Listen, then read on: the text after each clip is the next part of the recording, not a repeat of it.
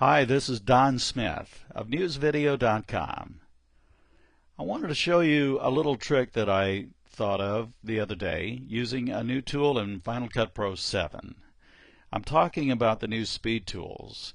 Now, I thought of these tools in a different way, and that's what I want to show you today.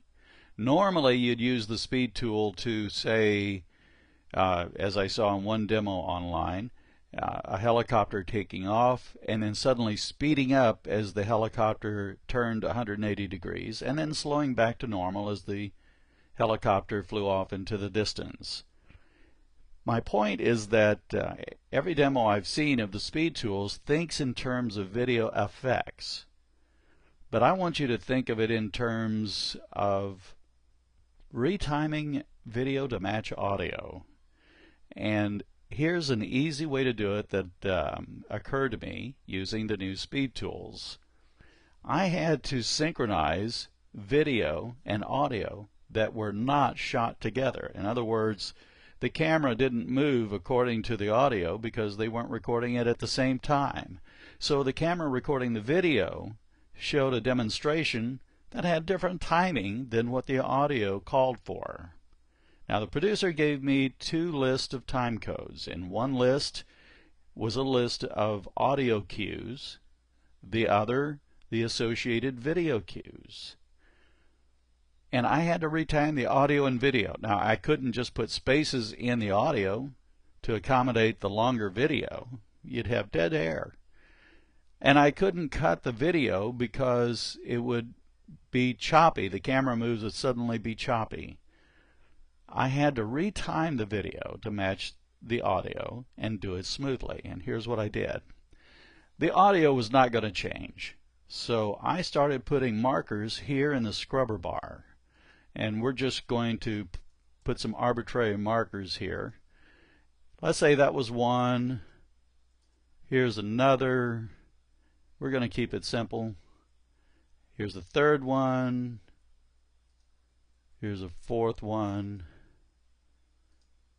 Here's a fifth one. Those are my audio cues because I'm not going to change the audio. I'm only going to change the video.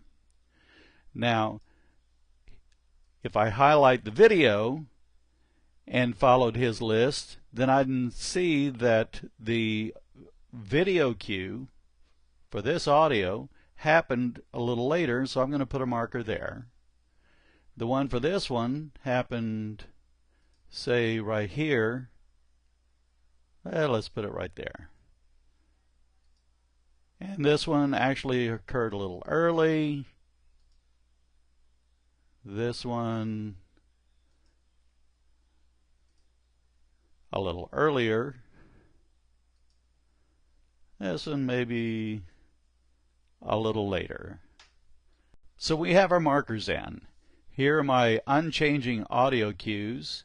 Here, here, here, here, and here. 5 of them. And here are my changing video cues. Now I put their markers on the video because those markers will move with the video. So here's my video, and here are the 5 markers that go with these 5 audio cues. And here's what we're going to do. We're going to Option T so that we go into this mode where we can put a keyframe wherever we see a marker on the video. There's these 5 keyframes. Now watch this little piece of magic. This video goes with that audio. These two should match. So watch this. Now we'll make it match. This one goes right there. This one goes a little later. This one goes a little later. This one goes a little earlier. Suddenly, the video now matches the audio cues. And you can see by the spacing of these little ticks here that the frames of video or a little faster here, a little slower here, further apart. A little further apart, but not so much. Closer together, further apart. In other words, the video is speeding up a little bit to match the video to this audio cue, and to here, slowing down a little bit so this hits at the right point. But what if you look at the video and the changes are too abrupt? Just double click the video and load it into the viewer. Go to the motion tab, go to the speed, and you will see these are the keyframes that you put in. And if you right click on them, you can change them to smooth if you feel like the changes are just too abrupt. Now all your video aligns with your audio cues.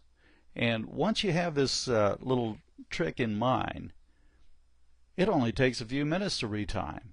So that's my trick for using the new SpeedTools for retiming video to match audio cues.